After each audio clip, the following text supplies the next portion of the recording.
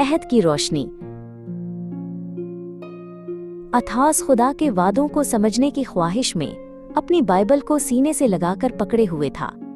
वो हर सत्र गौर से पढ़ता रहा, मगर अल्फाज गहरे लगते थे और उसका दिल मजीद उलझता जा रहा था। अचानक निशाने किताब से एक चमकदार रोशनी फूटी और फरिश्ता जिब्राइल जाहिर हुआ। डर मत, खुदा हमेशा अपने वादे पूरे करता है। आओ हम मिलकर अहद के रास्ते पर चलें। उन अल्फाज पर अथास के चेहरे पर एक रोशन मुस्कुराहट फैल गई। एक लम्हे में कमरा गायब हो गया और परिंदों की आवाजों से भरा एक खुशबूदार बाग उनके सामने खुल गया। ये अदन है, जिब्राइल ने नरमी से कहा। यहीं खुदा ने आदम और हव्वा को पैदा किया और उन्हें बढ़ने फलने की बरकत दी।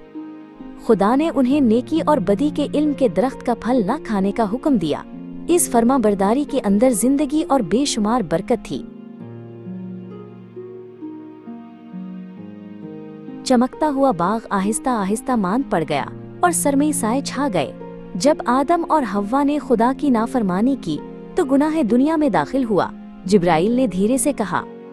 खुदा से जुदाई का गम महसूस करते हुए अथूस की आंखों में आंसू भर आए।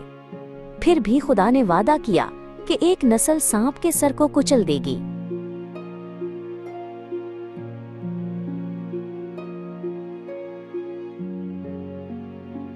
एक जबरदस्त तूफान आया और बिफरते पानियों पर एक बहुत बड़ी कश्ती तीर रही थी।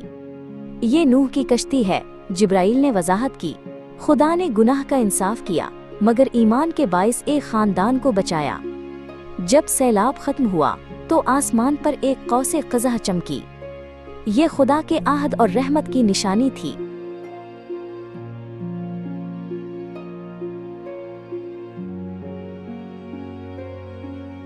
तूफान थम गया और बेशुमार सितारों से भरी एक पुरसकून सहराई रात नमूदार हुई। खुदा ने इब्राहिम से वादा किया कि उसकी नस्ल आसमान के सितारों जितनी बेशुमार होगी। अगरचे वो मुस्तकबिल को नहीं देख सकता था, फिर भी इब्राहिम ने ईमान रखा और इताअत की। बच्चों ने महसूस किया कि खुदा का अहद कितना अजीम और कितना पुख्ता है।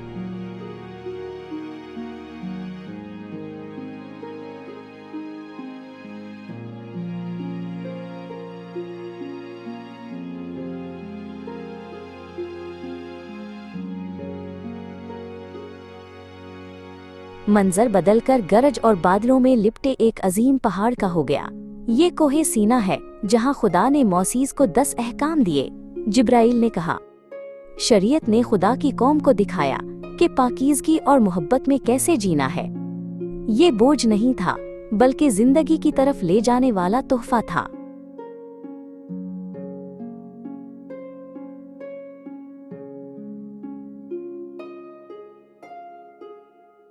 चमकते हुए बुतों से भरी एक बस्ती सामने आई। जब लोग अहद को भूल जाते हैं तो उनके दिल सख्त हो जाते हैं। जिब्राइल ने अफसोस से कहा। लोग बार बार खुदा से मुंह मोड़ लेते थे, फिर भी खुदा ने रहमत से नबियों को भेजा और उन्हें वापस बुलाया।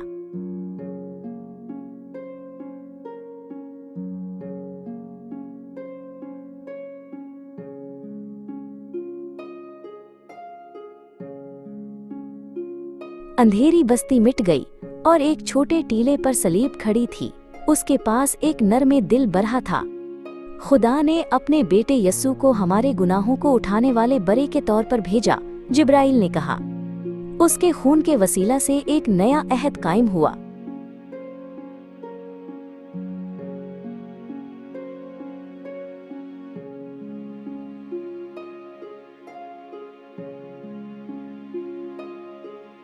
वो एक रोशन और पुरअमन मैदान में खड़े थे।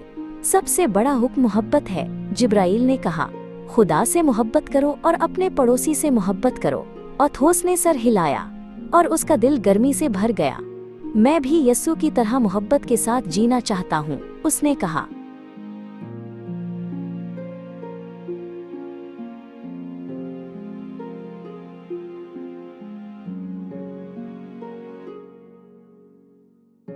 सफर खत्म हुआ और इथास खुद को दोबारा अपने कमरे में पाया, लेकिन अब कमरा एक नई रोशनी से भर गया था।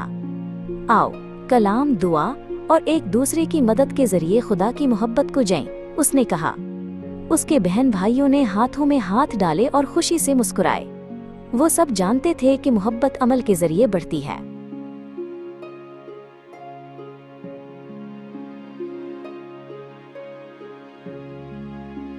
دھوپ سے بھرے ایک میدان میں بچوں نے خدا کے ساتھ انسانیت کے طویل سفر پر غور کیا۔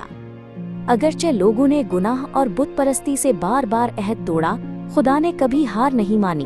یسوع کے خون کے ذریعے خدا نے ہمارے دلوں پر لکھا ہوا نیا عہد قائم کیا۔